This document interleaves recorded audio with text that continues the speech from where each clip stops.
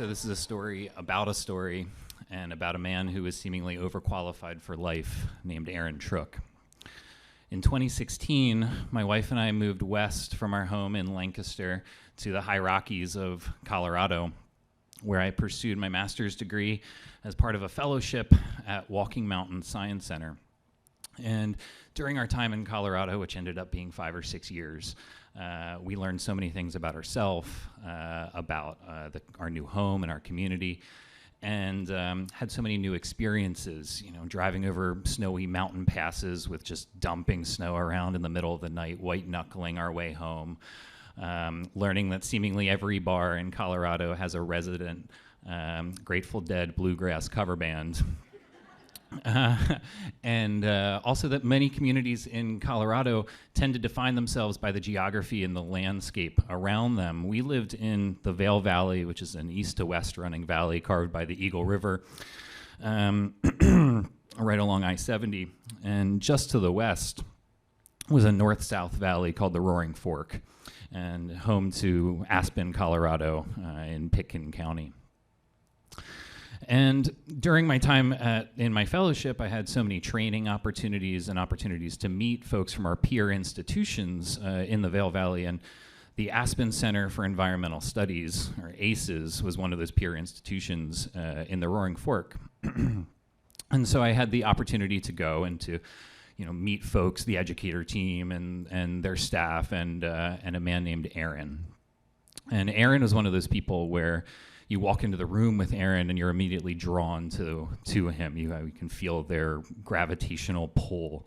I've had the opportunity to meet a handful of those folks in my life, one of whom I'm married to, another of whom that I work for currently, and Aaron was one of the others. And Aaron was an incredible educator, teacher, community member. He meant so much to the community of Aspen. And he would do things that I had never seen before. He would ask our group of educators in our trainings where the moon was in the middle of the day at 1 p.m., which led to folks pointing and thinking about where the moon was at that point in time. He taught me about wealth and inequality and the way it relates to environmental justice. And he was doing all of these things that I wanted to be doing and was doing them better than I could ever dream of doing them myself. I wanted to be Aaron's mentee. I wanted him as a mentor in my life, and I've never had that feeling before. About 6 months after I met Aaron, he passed away tragically in an avalanche while backcountry skiing outside of Aspen. And I still haven't processed Aaron's death. I don't know quite what that looks like when you lose someone who is so important to you, but also you don't know very well. It's a space that I'm still struggling with to know what to do with.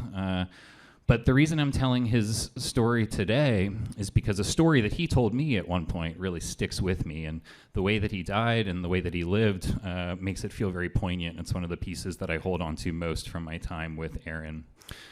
So without further ado, this is a Zen koan told in a Colorado style by Aaron Trook, circa 2018, Aspen, Colorado.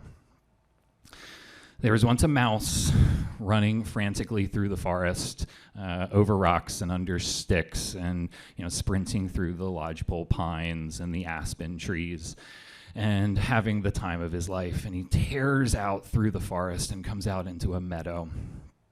And the meadow has so many beautiful wildflowers, and he's trampling through and looks back behind him and sees through the flowers the face of a mountain lion chasing him. And his heart starts beating, and this little mouse heart frantically beating, and he's running, and he's running, and he's running. And he looks back, and the mountain lion's still chasing after him, and he's running, and he's running, and finally he stops. He's at the base of a cliff. And he starts climbing the cliff and thinking, okay, my heart's slowing down. I can finally rest and relax. And he looks down and he sees roar behind him. The mountain lion is climbing up the cliff. And he continues to climb, and his heart's beating faster now, and he looks down, and he sees roar behind him, and he's looking up, and he's almost at the top, and he sees the very top of the cliff, and over the top of the cliff comes another roar. There's another mountain lion, and it's above him, and there's a mountain lion below him, so he looks up, roar, he looks down, roar, and his heart is beating out of his chest, and he pauses, about ready to pass, to be eaten. And he looks to his left, and there is a beautiful red strawberry growing on the side of the cliff. And he plucks the strawberry and eats the strawberry. And as the strawberry juice is dripping down his little mouse mouth, he thinks, this is the best damn strawberry I have ever eaten in my entire life.